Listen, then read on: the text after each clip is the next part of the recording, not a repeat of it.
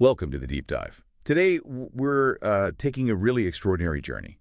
We're looking at sources that challenge, well, our most basic assumptions about reality itself. Yeah, it's pretty mind-bending stuff. Absolutely. Yeah. Our mission really is to try and re-envision the nature of God, time, existence, all from a divine viewpoint. And it really pushes boundaries. It does. You might find yourself rethinking, what you thought was real or not real.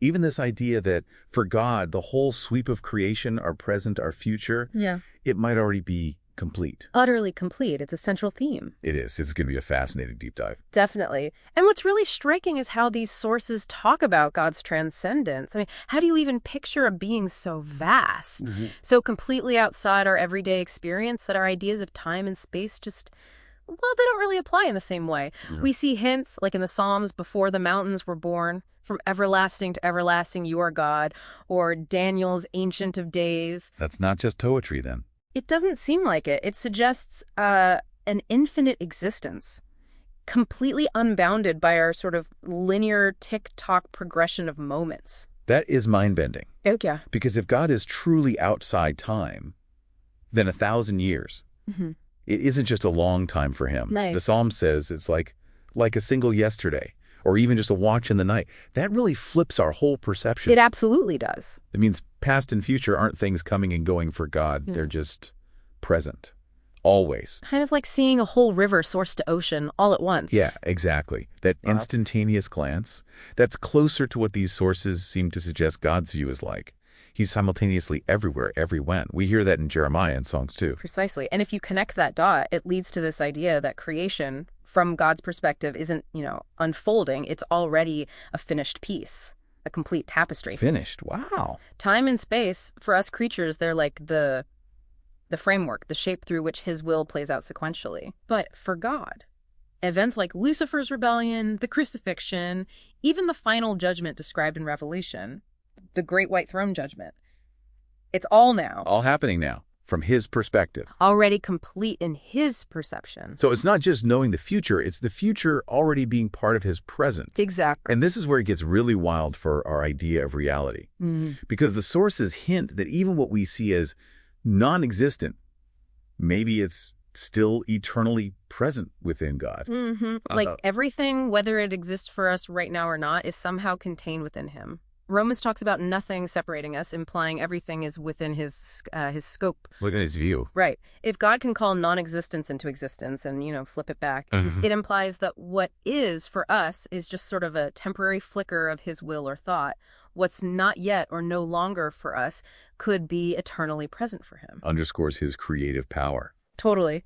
And for us, stuck in time and space, well, we just can't fully get it. Psalm 139 says it perfectly. Such knowledge is too wonderful for me. It is too high. I cannot attain it. Right. Our understanding is limited. We only grasp what he lets us grasp. Yeah. So, okay, if we can't handle the full picture, how does an infinite God even reveal himself?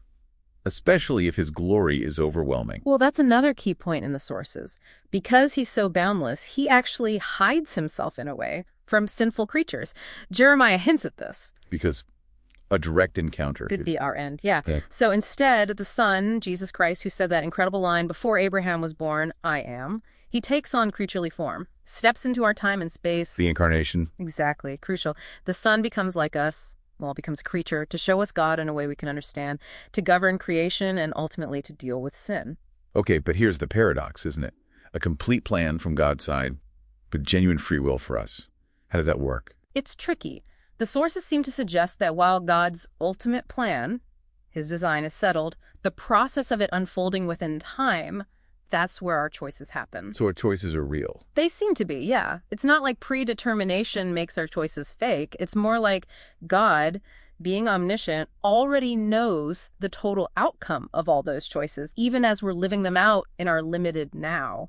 This allows for things that look like they go against his will temporarily, sin, suffering, stuff we see right from Genesis onwards. Right, that makes sense. It's a temporary allowance within the bigger, already finished picture. Kind of. This suspension of immediate judgment lets truth play out, lets free will reach its conclusion for righteous creatures too.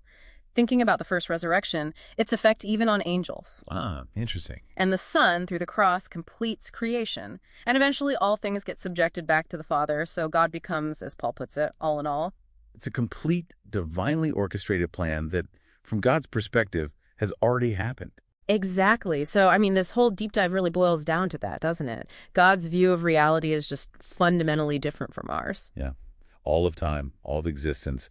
For him, it's one unified now, already done. Already complete. It really is a profound shift in thinking, which leads to, well, a big question for you listening. If God knew every single choice you would ever make and sees your entire life, start to finish, as one single completed moment, what does that actually do to your understanding of free will and, personal responsibility? That's a heavy one. A question certainly worth pondering long after this deep dive ends. Indeed. We definitely encourage you to keep thinking about these connections, these deep links between the divine and our own temporal experience. Thanks for joining us for this deep dive.